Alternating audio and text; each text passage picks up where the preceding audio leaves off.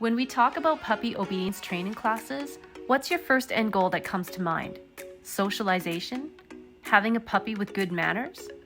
Of course, these are massively important goals, but just because we want to feel under control with our puppy in social settings doesn't mean that the training needs to be formal and strict.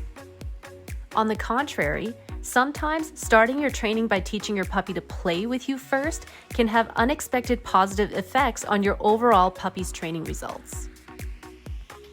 Care to know why? First off, play's fun. Ever wonder why kids can play hours and hours in games like soccer or basketball but have the hardest time concentrating and focusing on math lessons in the classroom? That's because all the learning they're doing in these games is coming from play. It's fun, and so it becomes addictive. Before you protest though, hear me out. Yes, even games can teach you something. Timing, coordination, patience and persistence, teamwork, and developing concentration and focus. What makes this even more fun is that every challenge you overcome is met with some sort of celebration. A badge or trophy is granted, you celebrate winning the game. On the contrary, sitting in a classroom and focusing on numbers in front of you can feel stagnant and boring. There's little to no celebration for every math problem you solve, and on top of that, you don't have the freedom to move around and expend some physical energy. Understandably, many kids can find this kind of learning boring and frustrating to sit through. Your puppy's no different. Getting them to sit still, be calm, and focus for long periods of time will bring you just about as much success as you would to get a 3-year-old to sit, be calm, and remain well-mannered at her granny's 3-hour luncheon. So what if there was a different way to do this? It's what I've learned in raising my puppies for sport work. In competitive training, I want my dogs to be flashy. That means that I want super twitchy, fast, and intense movements that can give me military sharpness and precision. That energy comes from teaching all their foundational skills in play. But here's the cool side benefits that I've experienced from raising my puppies this way.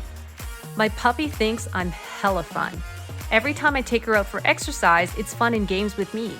And because they're playing games we both enjoy, it's easy to ignore anything around us because we're both so engrossed in the game together. Second, my puppy neutralizes to the environment around her. While she's friendly and social, her main preference is to engage with me. In fact, her first exposures with other people and dogs is playing with me. While she likes interactions with them, that falls a distant second to our games. Over time, she values their presence about as much as she values a piece of furniture sitting in my living room.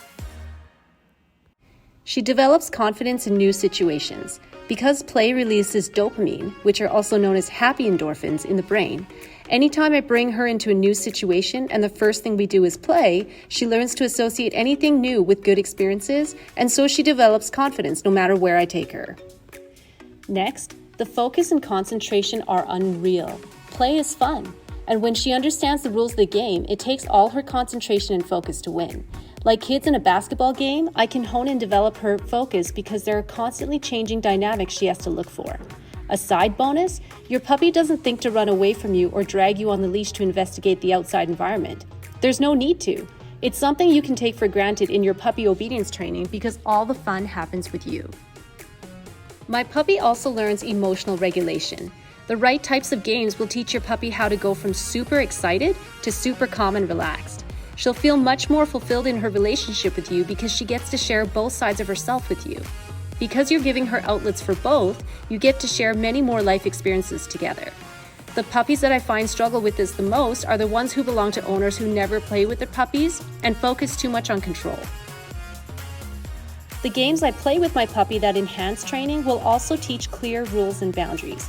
You both share an inherent understanding. Neither of you are to violate those rules during gameplay.